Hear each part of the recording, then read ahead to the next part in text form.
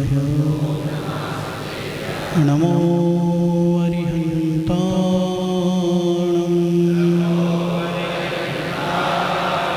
नमो सिद्धाणं नमो आयर्याणं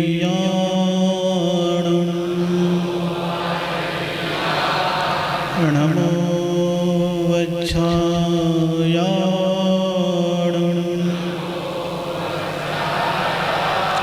नमो लोय सवसाहोणं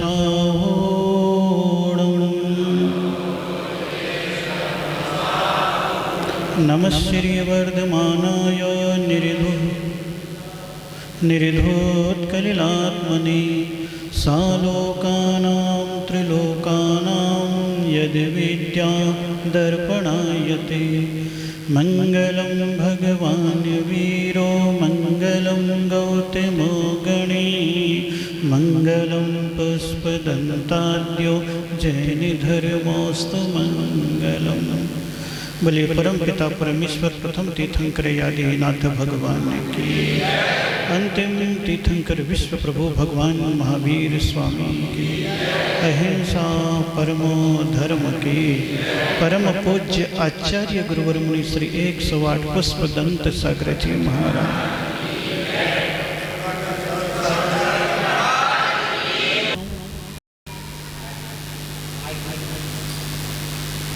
आज देखो सोच के आया,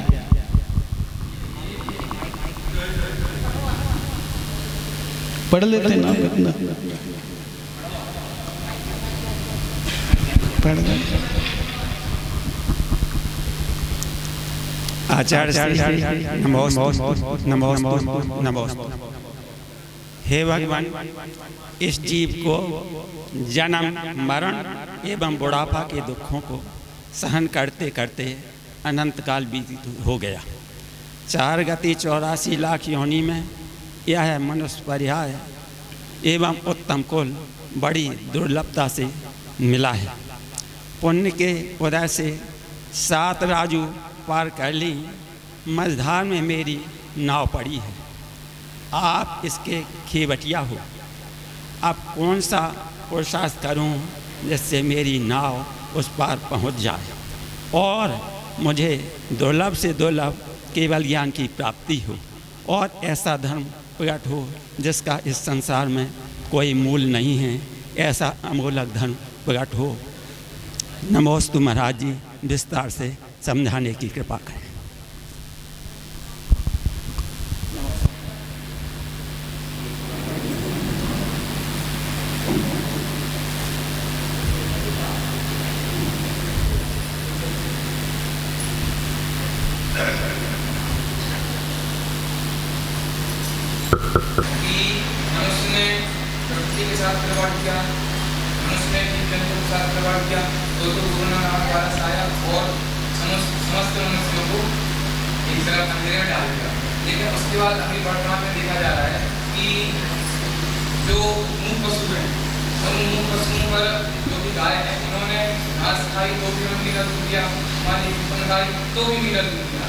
उन्होंने ऐसा क्या कर दिया है जो आज उनकी डंकी नामक वायरस है, डंकी नामक रोग हो रहा है, जो हजारों पशुओं को हुआ है और हजारों की संख्या में गाय मरण को प्राप्त हुई। तो ऐसा उनका क्या करना है? बहुत अच्छा। उनका कर्म क्या है ये न जान करके हमारा धर्म क्या है ये जाने।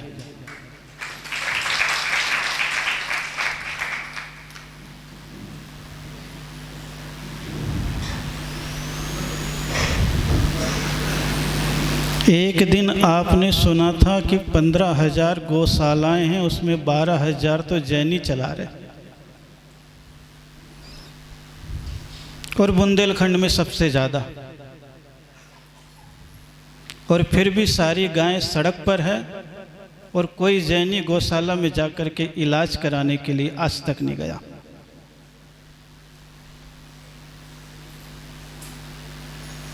अजैनों की बात तो छोड़ो,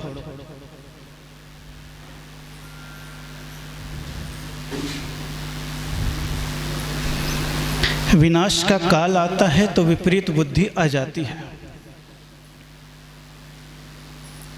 इंसान अपने स्वार्थ को पहले देखता है, बाद में परमार्थ को देखता है। जिन गायों के रोग की उत्पत्ति हुई है,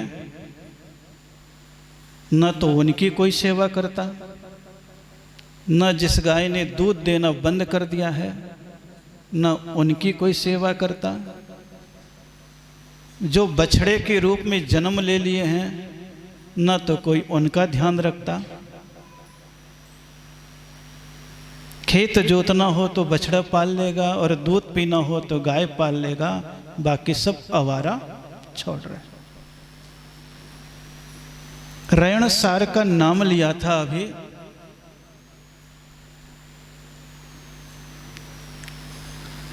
सागार और अनगार का उसमें वर्णन किया गया है।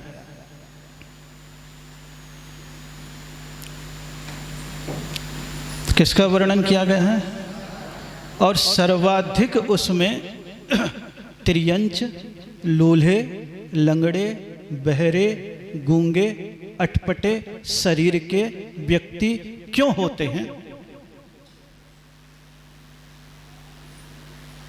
तो उसमें प्रायः करके उत्तर दिया गया है कि जो धर्म के संपदा का उपयोग अपने लिए करते हैं, वे प्रायः करके अंधे, लंगड़े, लूले, बहरे हो जाते, मनुष्य पर्याय में रह करके। लेकिन कभी कभी वे छल के साथ करते हैं तो ऐसे तिर्यंच पर्याय में चले जाते हैं। कौन से पर्याय में? तिर्यंच। और तिर्यंच पर्याय में जाते हैं तो अक्सर करके पर्याय तो तिर्यंच की रहती हैं, लेकिन जितना शोषण किया, जितना धर्म का खाया, जितना विकृति में जीवन जिया, तो अक्सर करके ऐसे तिर्यंच बन करके उन्हें किस्त बाई किस्त चुकाते रहना पड़ता है। क्या चुका रहे वो? दूध। क्या कर रहे हैं वो? खेती। क्या कर रहे हैं? खेती। पुण्य ऐसा भी उनका है कि उनके गोबर तक की लिपाई में उपयोग है। मल मूत्र तक भी रोगनाशक के रूप में मान लिया है, क्योंकि क्रिया तो अच्छी थी लेकिन प्रक्रिया खराब थी। इसीलिए जिंदगी में कर्तव्य का निर्वाह करने के लिए अगर हमारी सामर्थ्य है, सक्षमता है, हम सबको तो ठीक नहीं कर सकते, लेकिन जिस क्षेत्र में, जिस नगर में हम रहते हैं और वहाँ अगर इस रोग का पता चला है, तो हमारे पास अगर धन की सामर्थ्य है तो जो डॉक्टर इसके उसको पकड़ करके इलाज करा दे, और तन की सामर्थ्य है तो उनके शरीर की रोग की सफाई का साधन तैयार करते चले जाएं। यद्यपि आज गाय के लिए बहुत कुछ किया जा रहा है, लेकिन स्थिति बदल गई है। अगर आप देखोगे तो कई करोड़ रुपया 8 चीते को लाने के लिए खर्च कर दिया। कितने करोड़ रुपए? कई करोड़ रुपए केवल 8 चीते को, और उतना ही अगर इनके इलाज में कर देते। किनके इलाज में? ये जो रोग पनपा है इन पे, कैसे शरीर में गिट्टे गिट्टे पैदा हो गए, असमय में मृत्यु को प्राप्त हो रहा है। तो शायद जिस गौ वंश की रक्षा का ढिंडोरा मां कह करके किया गया था, शायद आज नई पीढ़ी में इस प्रकार के प्रश्न का जागरण नहीं होता। यह सबको मालूम है कि जितना इस इंसान ने इंसान को पानी पिला करके उपकार नहीं किया है, उससे ज्यादा गाय ने इंसान को दूध पिला करके किया। किसने? गाय ने इंसान को। लेकिन हाय रे इंसान कितना कृतघ्नी है कि उसका दूध पी करके भी कहीं सूद भी नहीं चुकाता, कि जितना उसके नाम से पिया है, कमाया है, तो जो ब्याज भी होता उतना तो उसके लिए सूद भी नहीं चुकाता दूध पी करके। कितना कृतघ्नी हो गया है, सोचो। तो इसलिए कर्म का उदय तो कहा गया है माया त्रियज्ञो नश्य। मायाचारी बहुत की। क्या की? मायाचारी बहुत की है। एक पंगत में पति पत्नी चले गए और सबको भोजन करा रहे। पत्नी का काम परोसने का था, तो पति जेंट्स के लेन में बैठ के खा रहा है। परस्पर में एक दूसरे का साथ है। और कभी कभी साथ में रह करके स्त्री अगर रहती है तो पुरुष के पाप का समर्थन करती है, अपने जीवन के सुख के लिए, श्रृंगार के लिए, सजावट के लिए, शान के लिए। और उसको मालूम भी होता है कि गड़बड़ कर रहा है। होता है कि नहीं? कई बार होता है कि नहीं? जिंदगी का क्रम ही है। लेकिन उस समय अपने भीतर इतनी आकांक्षा जाग जाती है सुख प्राप्त करने की, सम्मान प्राप्त करने की, वो कर्तव्य को भूल जाती है।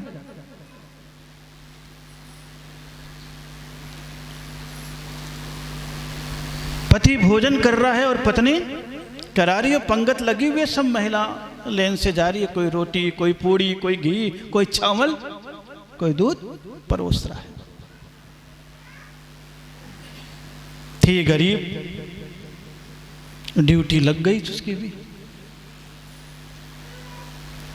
अब जैसे परोसने लगे तो चावल के बाद घी परोसने का अवसर आया, तो वो कटोरे में घी लेकर के जा रही है और सबको एक एक चम्मच डालती चली जा रही है। लेकिन जैसे ही उसके पति का नंबर आया, अरे अरे करके घी का कटोरा फिसला दिया और उसके पत्तल में चावल के ऊपर घी गिरा दिया। पति घबरा के यूं देखता है तो पति चुपचाप खा ले, दिमाग खराब मत कर अभी। पति समझ गया उसका इशारा। पत्नी ने भी अपना काम कर दिया और पति भी चुपचाप, जरूरत से ज्यादा उसने घी खा लिया। अब डल गया। पत्नी आंख दिखाए और पति उसके विपरीत चले। बड़ा मुश्किल काम हो जाता है कभी कभी।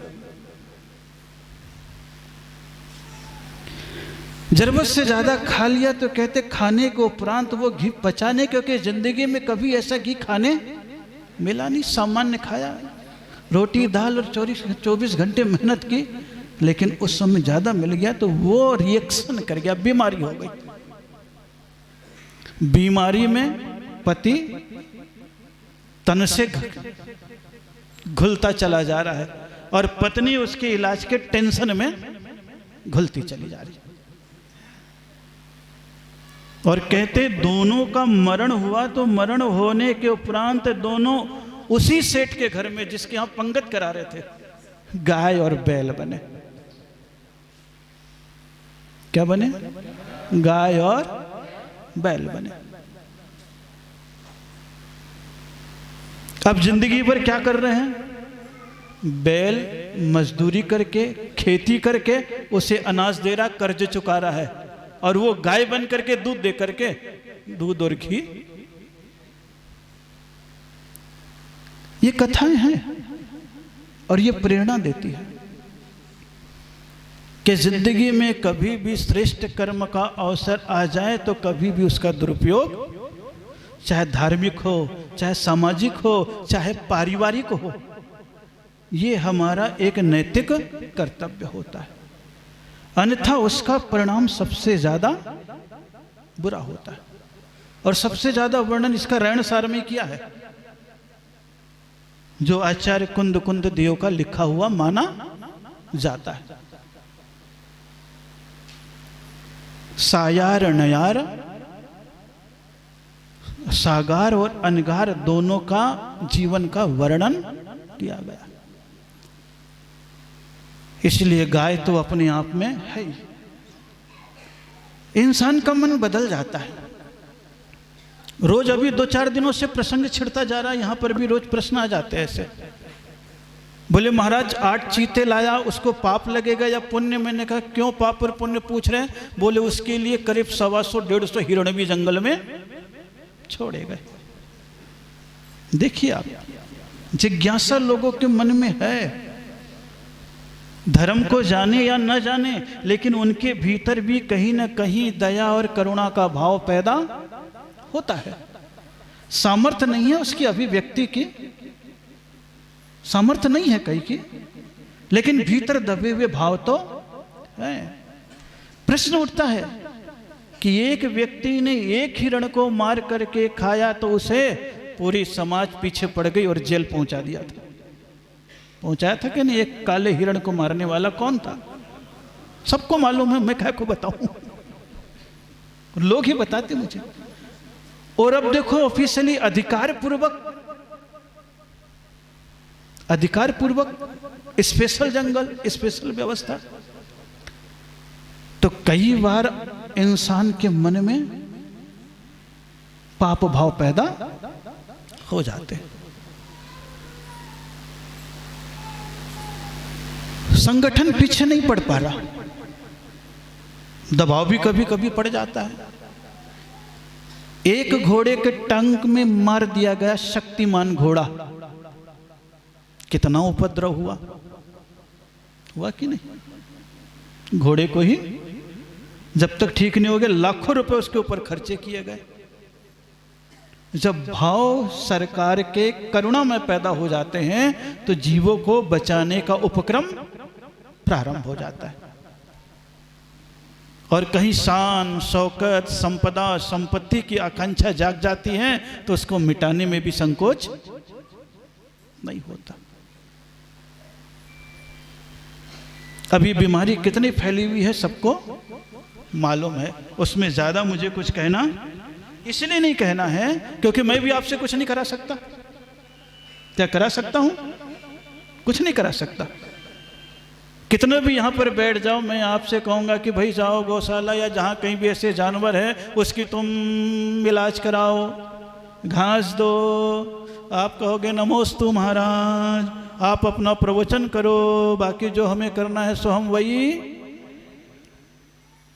आपका काम बोलने का, हमारा काम झेलने का। कहां सुनते, कहां चुनते? बहुत मुश्किल है, बहुत मुश्किल है। क्योंकि मैं कभी कभी समाज में रहता हूं, जाता हूं तो पता लगता है कि भावनाएं अलग चीज है, शब्द का जाल अलग है, उदारता अलग है, वास्तविक सेवा करुणा अलग है। बहुत मुश्किल है उस तह तक जाना।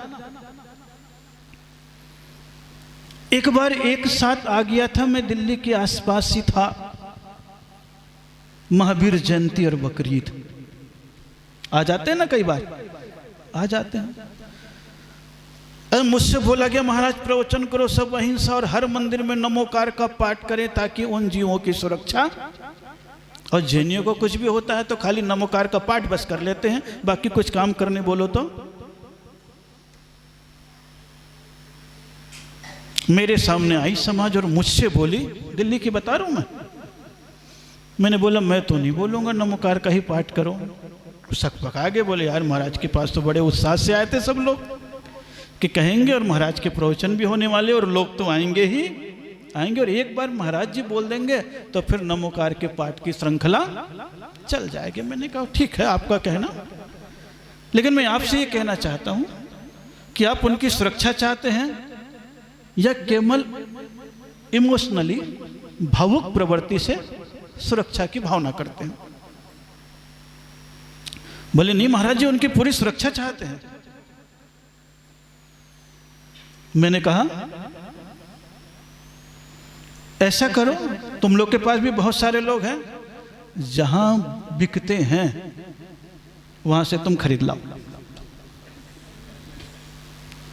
क्या लाओ? खरीद लाओ। मैंने बोल दिया। अब सारे लोग सख्त बोले ये कैसे होगा? जितने खरीद सकते हो खरीद लो। अपने यहां तो बताया गया है कि एक बार उनके मरण का काल टाल दो। क्या करो तुम? मरण का काल आपको मालूम है उसी दिन उनका वो होना है। आपने ले लिया, एक दिन पहले 2 दिन पहले आ गया, रख लो बांध करके। बहुत सारे तुम्हारे घर हैं, गौशालाएं हैं, फलाना है, ठिकाना है। फिर 2 दिन के बाद तुम जो चाहो सो। जब अपने यहाँ ये तक बता दिया कि एक मछली निकली है, नियम ले लिया, पहला आए उसे, और कपड़ा बांध करके छोड़ दिया। दोबारा निकला, छोड़ दिया, वही तिवारा निकली, छोड़ दिया। 5 बार छोड़ा, 5 बार बचा। बचा कि नहीं? सोचो आप, एक बार तुम निकालो। इतने लोगों ने सुना, लेकिन हाँ 100 में 2 तो निकल ही जाते हैं अच्छे। 100 में 2 तो निकल ही जाते अच्छे। यहां पर भी कोई निकल जाए, क्या भरोसा कि हाँ भाई रोग है, हम पूरे तो नहीं कर सकते, लेकिन चलो हमको पता लग जाएगा। बहुत मैटरनिटी वाले डॉक्टर हैं, जानवरों के डॉक्टर हैं,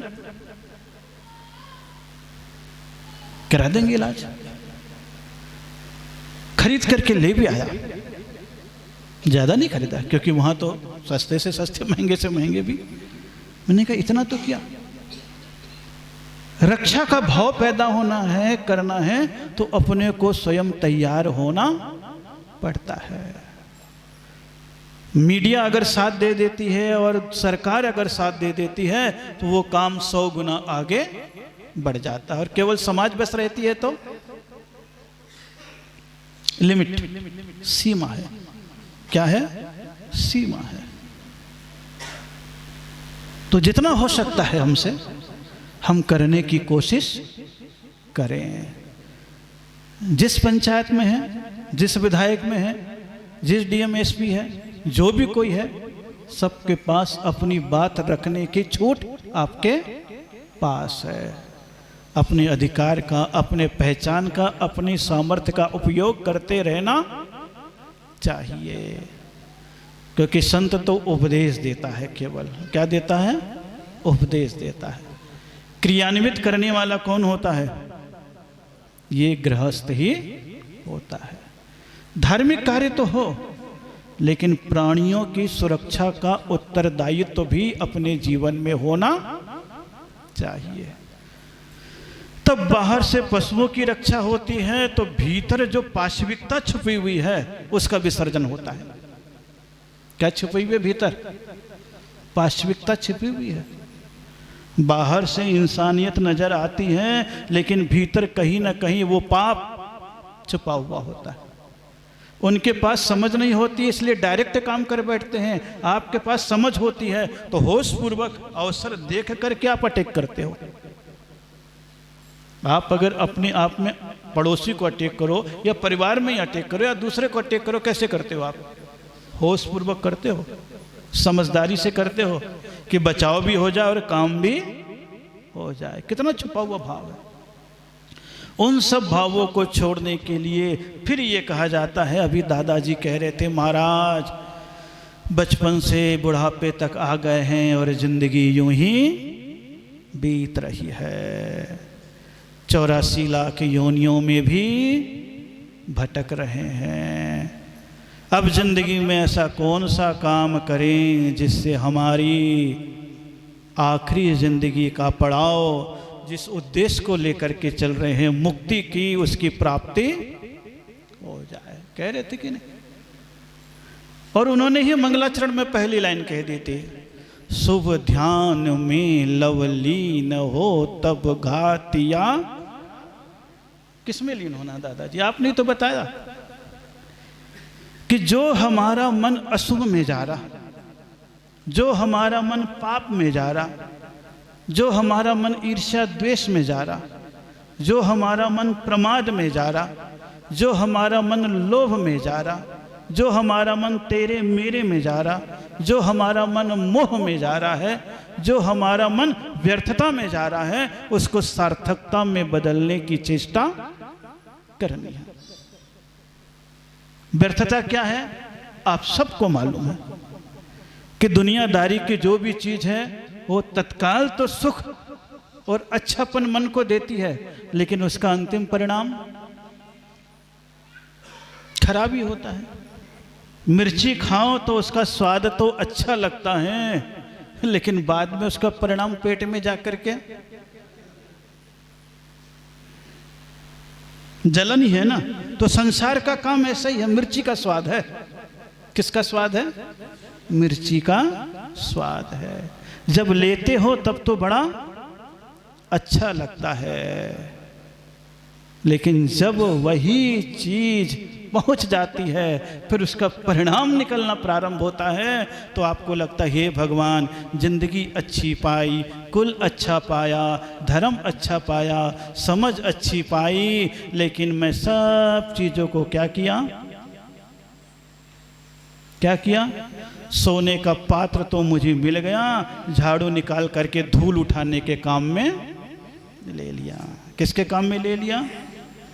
हाँ, घर में हाथी तो पाल लिया, लेकिन राजशाही ठाट तो नहीं ले पाया।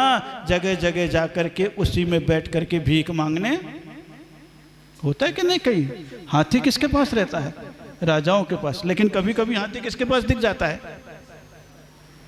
भीख मांगने वाले। हमारा जीवन ऐसे ही है। मिला तो राजशाही परिवार है। परिवार से मतलब शरीर है, संपदा है, धर्म है, लेकिन क्या कर लिया? क्या कर लिया? अशुभ की परिणति। कौन सी परिणति? अशुभ की परिणति। अपने आप के बारे में सोचोगे तो आपको लगेगा आपका मन है। क्या है? आपका मन है। अब अपने आप के मन को देखो आप, तो आपको कभी कभी बैठ जाना 1 घंटे, और जो आपके मन में विचार आ रहा है उसको लिखते चले जाओ, लिखते चले जाओ, लिखते चले जाओ। क्या करो? आप उसे लिखते, और 2 घंटे 3 घंटे बाद वापस पढ़ना। आप 2 घंटे 3 घंटे बाद वापस पढ़ना, तो आपको खुद लगेगा ये किस पागल के विचार हैं। क्या लगेगा? ये इस किस पागल के विचार हैं। 24 घंटे आपके मन में विचार, शुभ विचार बहुत कम आते हैं, अशुभ विचार 24 घंटे रहते हैं, क्योंकि ये दिमाग चलता रहता है। विज्ञान तो कहता है इसमें 2 अरब कोशिकाएं हैं, उसमें से लाख भी अभी डेवलप नहीं हुई है, सक्रिय नहीं है, तब इतनी बुद्धि, इतनी खोपड़ी चल रही है। जरा सा और अगर सक्रिय हो जाए तो पता नहीं आपके दिमाग में क्या क्या चले। ये दिल्ली के चांदनी चौक का चौराहा समझ लो कि इधर से भी आ रहा, इधर से भी आ रहा, इधर से भी आ रहा, और इधर से भी 24 घंटे विचार आ रहे हैं और जा रहे हैं। तो बोलो, विचार करो कौन सा शुभ, कि मेरे माध्यम से जितना दुनिया का भला हो जाए और अपने आप का कल्याण हो जाए। 2 प्रकार के विचार होने चाहिए। कितने प्रकार के? अपना कल्याण और दूसरे का, क्योंकि दुनिया में दूसरे का भला करने वाले बहुत हैं, है कि नहीं है? है कि नहीं है? एक एक व्यक्ति ऐसे हैं कि 1500 करोड़ रुपए दे देते हैं कि एक इलाज करे। जरा सा कोरोना आया तो इलाज के लिए दिया कि नहीं? एक व्यक्ति ने कितना करोड़ दे दिया। वो भला का काम है, कल्याण का काम नहीं है। दोनों में अंतर है। कितना दे दिया। और ऐसे लोग कितने ऊंचे हैं, कितने ऊंचे। संपत्ति के बारे में आप देखो तो क्या कमी है उनके पास। किसको बोलते हैं 1500 करोड़, 1000 करोड़, 500 करोड़, जिंदगी भर सोचते रह जाओगे। लेकिन उन्होंने एक क्षण में क्या कर दिया? दान। जाओ इस रोग के इलाज के लिए ये करो। भला तो कर लिया, लेकिन भीतर से अपने कल्याण के भाव पैदा जो दिया, उसके बाद फिर कमाने में लग गए। किस में लग गए? कमाने में लग गए। तो दान में कमाने का भाव पैदा हो जाता है, लेकिन त्याग में कमाने का भाव पैदा। और जैन दर्शन क्या कहता है? क्या कहता है जैन दर्शन? त्याग कहता है। क्या कहता है? त्याग कहता है। ये सबसे बड़ी जैनियों की विशेषता है। तो बोले हमारी उम्र ढल रही है, बुजुर्ग अवस्था आ गई है। बुढ़ापा इसी को तो कहते हैं। बुढ़ापा और कुछ थोड़े ना, बुरा आपा इसका नाम है, बुढ़ापा। बुरा आपा है ये। अपने आप की पहचान तो होती है, लेकिन बड़ी बुरी तरीके से होती है कि जब तक ठीक ठाक थे तब तक तो कुछ कर नहीं पाए। बचपन में खेल कूद में बिता दिया, यौवन में काम भोग में बिता दिया, प्रौढ़ अवस्था में परिवार चलाने में बिता दिया, और बुढ़ापा आया तो पकड़ के माथा रोया। बोलते कि नहीं? आप सभी लोग बोलते हो। क्या करता है इंसान 10 साल से 100 साल की जिंदगी में? क्या करता है? 10 में दावड़ा कहते हो ना आप लोग, हैं कि 10 साल तक तो केवल दौड़ता है बच्चा। क्या करता है?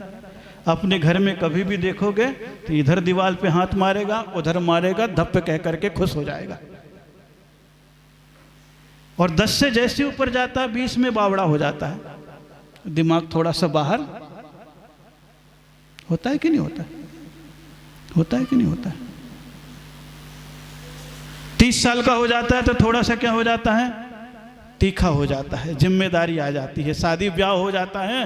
अरे यार कहाँ झंझट में, क्योंकि स्वतंत्र सत्ता थी, जब भी चलता था सीधे आगे देख के चलता था। और शादी होने के उपरांत देखेगा, एक बार पीछे देखेगा आई कि नहीं आई। नहीं तो पता पड़ा है हाँ कि हाँ भाई वो तो खड़ी रहेगी, मैं बाइक लेके निकल गया, तो दिमाग तीखा हो जाता है। संसार है। और 40 तक आता है, 1-2 बच्चे हो जाते हैं तो ऐसे ही फीका हो जाता है बेचारा। ये कर्म है, इसको कहते हैं। इसको क्या बोलते हैं? कैसा कर्म? पूर्व में कभी किसी को धर्म सभा से उठाया, आज उठना पड़ा। कोई बोला किसी ने? अपने ही आता है कर्म। और छोटा सा कर्म ये ज्ञानावरणी कर्म और मोहिनी 2 मिल गए। कौन से मिल गए? पकड़ोगे तो हर चीज में मिल जाएगी बात, पकड़ोगे तो हर चीज में बात मिल जाएगी। 40 तक जाता है तो क्या हो जाता है? फीका हो जाता। वो लगता कहाँ झंझट में फंस गए, लेकिन अब क्या करें, उसे अपना उत्तरदायित्व कर्तव्य निभाना पड़ता है। ऐसा नहीं कि नहीं समझता, समझता तो है, लेकिन साहस नहीं होता है उसे कि उस जंजाल से निकल सके। निकल सकता है क्या? नहीं निकल पाता। 50 में पाका पक जाता है दिमाग। क्या होता है उसका दिमाग? अनुभवी होने लग जाता है। और 60 में थाका। 60 में क्या हो जाता है? थक जाता है बेचारा। क्या करें, अब उसे बोझा, अपने शरीर भी बोझा, 70 में बिस्तर तक आ जाता है। बड़ी अच्छी अच्छी लोगों ने कहावतें बनाई है। ये सारे जीवन के यथार्थ संग्रह है। ये झुर्रियां आपकी पड़ी हुई है, इसको मत समझो। ये केवल भेद बता रहा है तुम्हारी नादानी का और तुम्हारे अनुभव का। जितनी झुर्रियां हैं कि जितनी है पुराने बुजुर्गपने की अनुभव आ गए हैं, और जवानी और बचपने की उसकी एक रेखा बांट दिया है। अब तुम समझो उसे। क्या करो? उसे समझो। जिस क्षण उस बात को समझने लग जाओगे तब आपको लगेगा कि 70 में बिस्तर आ गई है, 80 में अब कुछ नहीं बचा। पियो लस्सी, दूध और पानी और मठा। और ज्यादा उम्र हो गई तो 90 तक बिल्कुल डब्बा, कुछ नहीं बचता है। सारी जिंदगी कैसी हो जाती है? पराधीन। कहते ना 10 में दावड़ा, 20 में बावड़ा, 30 में तीखा, 40 में फीका, 50 में पाका, 60 में थाका, 70 में बिस्तर, 80 में लस्सी, 90 में डब्बा, 100 में सो गए, पाप बीज बो गए, अरिहंत नाम सत्य है, बूढ़ा बाबा मस्त है, निरुपामिति। क्या बचता है उसके पास? क्या बचता है? उसके पहले जो जिंदगी मिली है तो क्या करो? मैं नहीं बता रहा, उन्होंने ही बताया कि जिंदगी अगर अच्छी जीना है तो पेड़ के समान जी लो। जितना फल आता है वो खुद नहीं खाता है, दूसरे को। और फल की बात नहीं भी होती है तो कम से कम लोगों को छाया तो दे देता है। और अगर कोई जानवर पहुंच जाता है तो खाने के लिए पत्तियां भी दे देता है। और कोई भूखा चला जाता है तो पकाने के लिए लकड़ियां भी दे देता है। और कहीं मकान का भूखा चला जाता है तो लंबी लंबी लकड़ियां बीम बनाने के लिए भी दे देता है। और अगर आगे बढ़ जाता है तो राख बन करके तुम्हारे गंदे बर्तन को मांजने के भी काम में। और तुम क्या आते हो बताओ? तुम क्या आते हो बताओ? जिंदगी से लेकर के जन्म से लेकर मरण तक दौड़ता है आदमी, और यूं ही खांस खांस के दम तोड़ता है। कहाँ है? आप सोचो, खाली सोचो बस। सोचने और समझने लग जाओगे तो जिंदगी में बहुत सारी बातें आपको मिलने लग जाएगी। वो पेड़ भी कर देता है। बताए कि नहीं? गाय बोले दूध तो देती है लेकिन अपना दूध किसके लिए छोड़ देती है? जो भी गया पात्र लेकर के उसके लिए। बुरी चीज अपने पास है। वो कैसी है कि जो आपने घास दिया खा लेगी और बैठी रहेगी तो दिन भर उसी को निकालेगी और जुगाली करके खाएगी ताकि तुम्हारे लिए दूध ज्यादा मिले। करती है कि नहीं जुगाली? आप क्या करते हो? मेहनत करते हो ऐसी जुगाली की कि धर्म के लिए ज्यादा मिले, जीवन के लिए ज्यादा मिले, परमात्मा के लिए ज्यादा मिले। उसके लिए कौन से विचार चाहिए? शुभ ध्यान में शुभ ध्यान। जब शुभ का ध्यान होगा तो हर चीज तुम्हारी किसके लिए जाएगी? अभी आपका ध्यान अशुभ का है तो जो भी करते हो आप, परिवार, पत्नी, बच्चे, माता पिता भी सेकंड हो जाते हैं, चाचा ताऊ रिश्तेदार ठड हो जाते हैं, मित्र वगैरह फोर्थ हो जाते हैं, धर्म 5 में आ जाता है। कटौती आप भी करते हो, सबसे पहले किस में करते हो? धर्म में पहले कटौती करोगे, बाकी चीजों में सोचो। आप केवल सोचते चले जाओ तो जब सोचोगे तो आपको बहुत सारी बातें मिल जाएगी। नदी अपना पानी पीता है? बोले नहीं। सबको पिलाता है लेकिन एक लक्ष्य उसका है, मुझे कहाँ किससे मिलना है? किससे मिलना है? इंसान को भी क्या सोचना है? जिंदगी मिली है, आयु कर्म बह रहा है, और जितना आयु कर्म बह रहा है आजू बाजू वाले का क्या कर दो? उपकार कर दो। क्या कर दो? उपकार कर दो। लेकिन अपने लक्ष्य को मत भूलो। नदी के पास नक्शा होता है समुद्र में जाने का, होता है क्या नक्शा? लेकिन लक्ष्य होता है, और इंसान के भीतर लक्ष्य हो तो रास्ता अपने आप ही उसे प्राप्त, और लक्ष्य न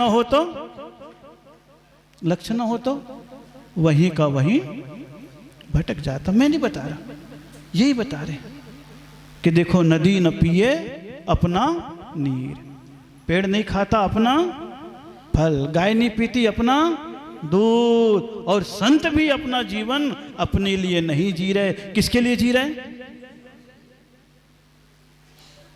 हमारा जीवन तो कल्याण का है, दुनियादारी का। तो ये जो जीवन मिला है बहुत अच्छा, तो बुढ़ापा है तो उस घातिया कर्म नाश करना है तो सोचो, जितना कर लिया खत्म काम, जो बीत गया खत्म।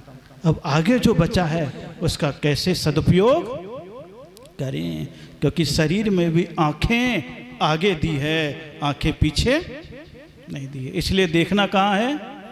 जो बचा है आगे।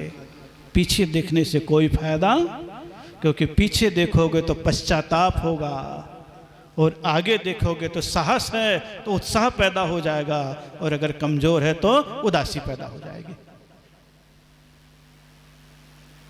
फिर अपने कल्याण का मार्ग खुलता है। और खोलने के लिए यही शुभ कार्य है कि जीवन में व्रत, नियम, उपवास, त्याग, संन्यास, विरक्ति, आत्म साधना, व्रतों का पालन, परिणामों की निर्मलता। क्योंकि स्थिति ऐसी आ जाती इस उम्र में कि अगर संन्यास भी ले ले तो शरीर अगर काम नहीं करता तो मन में बेचैनी बनी रहती है। और जब तक शरीर चल रहा है, उम्र है, तब तक अगर ले लिया संन्यास के मार्ग में और साहस है तो फिर उस मार्ग में चलने में कोई कठिनाई महसूस नहीं होती। क्योंकि मैं देखता हूँ जब बुजुर्गों को नियम ले चुके हैं बेचारे, और नियम लेने के उपरांत भी गृहस्थ जीवन में उस नियम का निर्वाह कर रहे हैं। घर वाले अगर अच्छे हैं तो सब चीज़ें सुविधानुकूल हो जाती है, और अगर घर वाले उपेक्षात्मक जिंदगी जीते हैं फिर भी वो नियम और व्रत को निभाते हैं तो समझ लेना वो बहुत पुण्यात्मा जीव है। बस अब तो आगे बढ़ करके कौन सी यात्रा करनी है? समाधि की यात्रा करनी है। कौन सी यात्रा? कि हे प्रभु मेरा बुढ़ापे में कल्याण हो जाए, इसलिए मैं क्या करूं?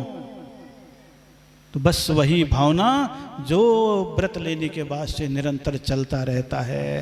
त्यागूं आहार पानी, औषध विचार अवसर, और टूटे नियम न कोई दृढ़ता।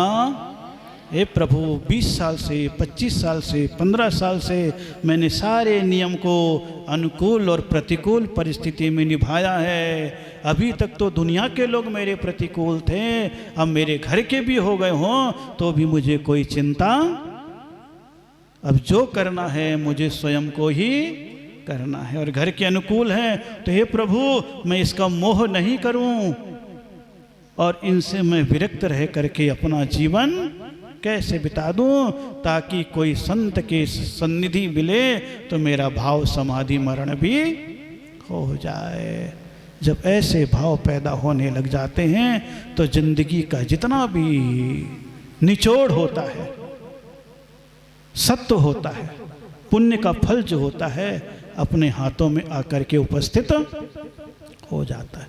जितने कर्म हैं उसकी उदीरणा भी हो जाती है। क्या हो जाती है? उदीरणा भी हो जाती है। तो जिंदगी मिली है। आज फिर आप लोग आ गए मंगलवार को। कौन से वार को आ गए? मंगलवार को आ गए। गाय से बात प्रारंभ हुई थी और वृद्धावस्था पर समाप्त हो रही है। जिंदगी बहुत अच्छी है, जिंदगी कहीं पर भी खराब नहीं है, बस तरीका जीने का खराब है। इसलिए अच्छी चीज आपको मिलती है लेकिन सब चीजें क्या हो जाती है? खराब हो जाती है। क्या हो जाती है?